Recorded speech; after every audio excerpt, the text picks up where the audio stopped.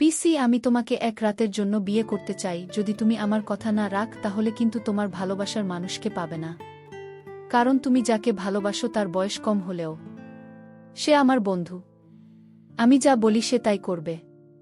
EC আমায় বল, আমি তোমার পিসি আর তুমি আমার কাছে এটা কি চাইলে?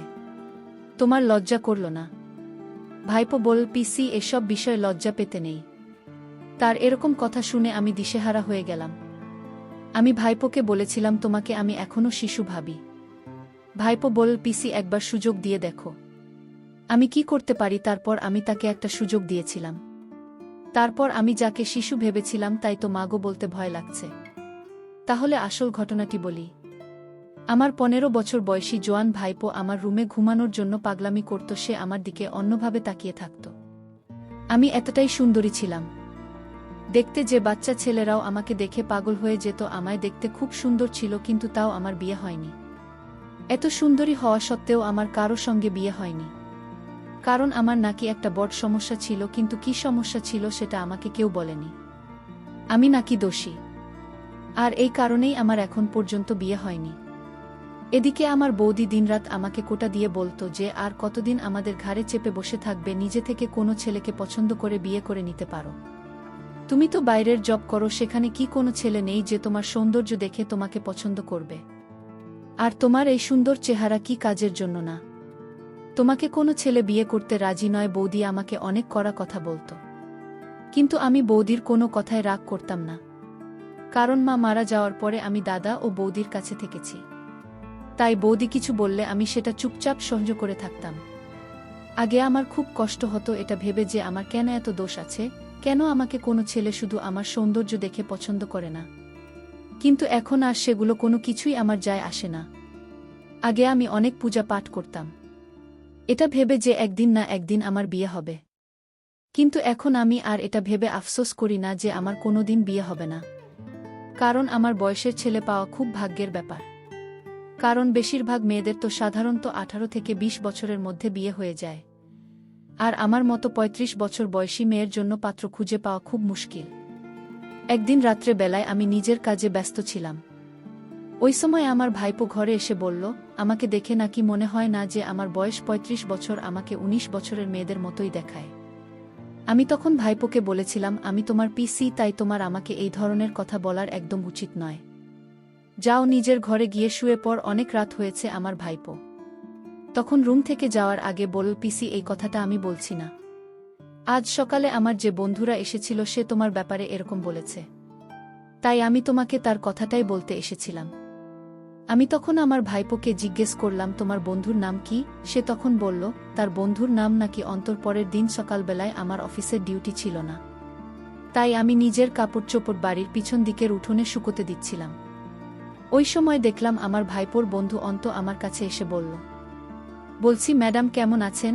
আমি যখন পেছন দিকে ঘুরে তাকালাম তখন দেখলাম একটা ছেলে ঘরে ব্যাগ নিয়ে দাঁড়িয়ে আছে। আমি তখন জিজ্ঞেস করলাম, তুমি কিন্তু? সে তখন বলল, হ্যাঁ, আমি অন্তত। আমি তখন বললাম, তুমি আমার নাম ধরে কিভাবে ডাকতে পারলে? আমি তোমার পিসে হয়, তাই আমাকে নাম ধরে নয় পিসি বলে ডাকবে। কারণ তুমি আমার ভাইপোর বন্ধু, তাই তুমিও আমার ভাইপো হলে এরকম ভুল আর কোনো দিন করবে না।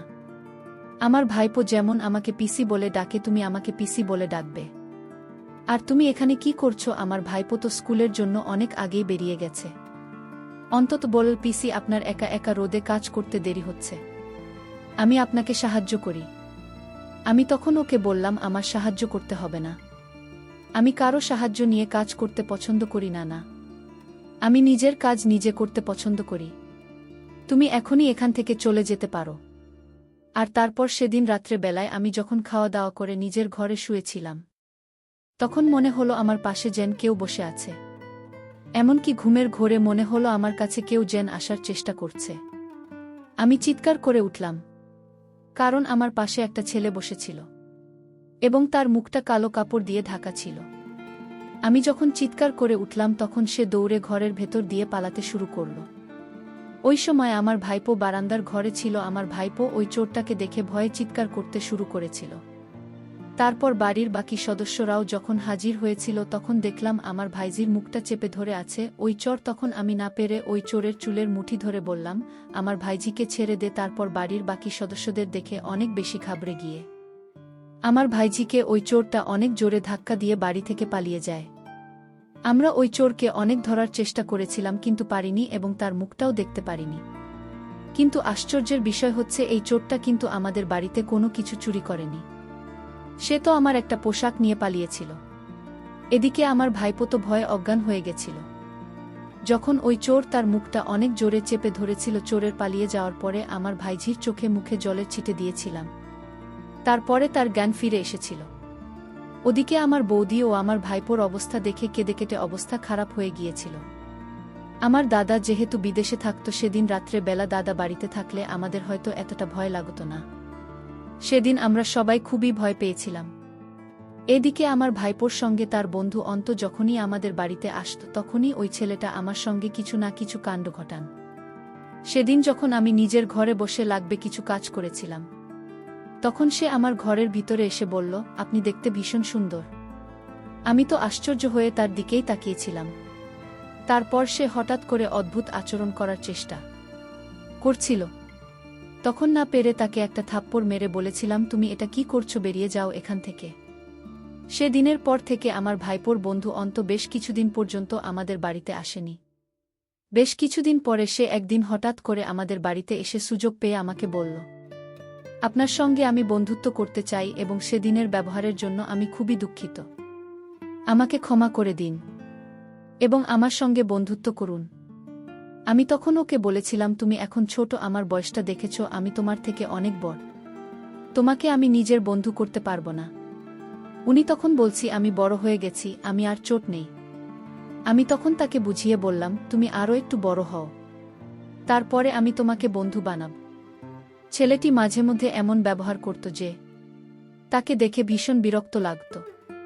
একদিন বৌদি আমার ভাইপোকে বলল, তুই অন্তর সঙ্গে একদম চলাফেরা করবি না, ওই ছেলেটাকে আমার মোটেই ভাল লাগে না, সঙ্গ দোষে তুইও খারাপ হয়ে যাবে, তাই ওই ছেলেটাকে আর আমাদের বাড়িতে নিয়ে আসবি না। আমার ভাইপো কিন্তু খুব ভদ্র এবং সহজ সরল ছিল, কিন্তু তার বন্ধু মোটেই সহজ সরল ছিল না।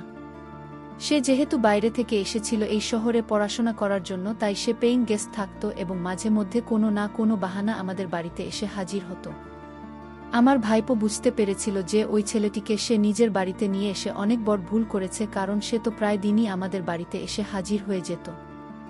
আমার খুব আশ্চর্য লাগে যে 12 বছরের ছেলে কিভাবে আমাদের মতো বয়স মেয়েদের উপরে নজর দিতে পারে। এদিকে আমার বৌদি উঠতে বসতে সব সময় কিছু না কিছু কথা নিয়ে আমাকে কথা শোনান। এমনকি আমি অফিসের কাজে এতটাই ব্যস্ত থাকতাম যে সব সময় বৌদির কাজে সাহায্য করতে পারতাম না।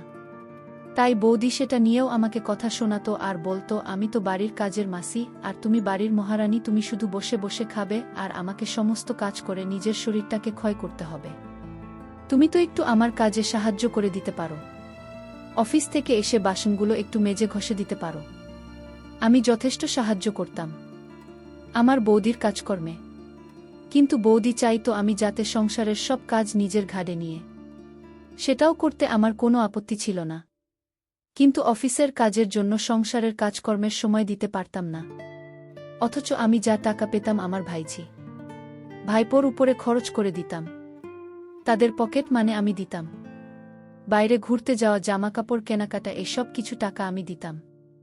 একদিন অন্তত আমাদের বাড়িতে যখন এসেছিল তখন আমরা সবাই তাকে দেখে অনেক এসেছিলাম, কারণ সে এমনভাবে সেজেগুজে এসেছিল তাকে জোকারের মতো দেখাচ্ছিল। আসলে আমার সামনে নিজেকে বড় দেখানোর জন্য বর্ণের জামাকাপড় পরে এসেছিল। আমি যেদিন তাকে বলেছিলাম যে তুমি এখন ছোট, তুমি বড় হও, তারপরে আমি তোমার সঙ্গে বন্ধুত্ব করব, সে দিনের পর থেকে ওই ছেলেটি আমার সামনে নিজেকে বড় প্রমাণিত করার জন্য উদ্ভুত কাণ্ড করত। সেদিন তার সাজ পোশাক দেখে আমরা খুব হেসেছিলাম।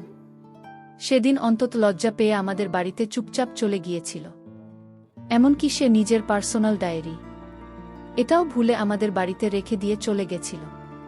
তার চলে যাওয়ার পরে আমি তার ডায়েরিটাকে উঠে দেখেছিলাম, ভেবেছিলাম অফিস যাওয়ার পথে তাকে দিয়ে দেব, আমি যখন বুঝতে পেরেছিলাম ওই ছেলেটি আমার সামনে নিজেকে বড় প্রমাণিত করার চেষ্টা করছে, তাই সেদিন তাকে ডাইনি দেওয়ার নাম করে তার ঘরে গিয়ে তাকে অনেক বোঝানোর চেষ্টা করেছিলাম তাকে আমার সামনে বড় দেখানোর কোনো প্রয়োজন নেই। তার যদি কখনো আমার সঙ্গে মন খুলে কথা বলার ইচ্ছে করে তাহলে সে আমাকে নিজের মনের কথা বলতে পারবে।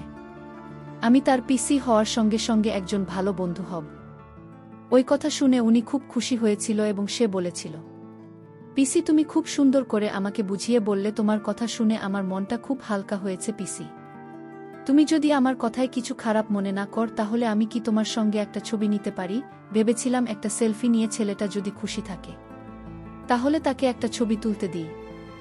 আমি তো স্বপ্নেও ভাবতে পারিনি যে ছেলেটির মনে আমার প্রতি এত নোংরা চিন্তাভাবনা ছিল এবং সে যখন আমাদের বাড়িতে আসতো তখন আমার দিকে ঘুরে ঘুরে তাকাত। এমনকি বাড়িতে তো আমার ভাইপো থাকত এবং সে ওজন হয়ে উঠেছিল, কিন্তু অন্তত আমার ভাইজির দিকে তাকাত না, ওর নজর তো আমার দিকেই থাকত। ডায়েরিটা দিয়ে আমি যখন বাড়ি ফিরে এসেছিলাম তখন বৌদি আমাকে বলেছিল, তোমার তো আজকে অফিস ছুটি আছে, তাহলে তুমি বাইরে কোথায় গিয়েছিলে? বাড়িতে থেকে তো আমার কাজ একটু সাহায্য করে দিতে পারো। আমি তখন মাথা নিচু করে চুপচাপ নিজের ঘরে চলে এসেছিলাম। আমি আর বৌদিকে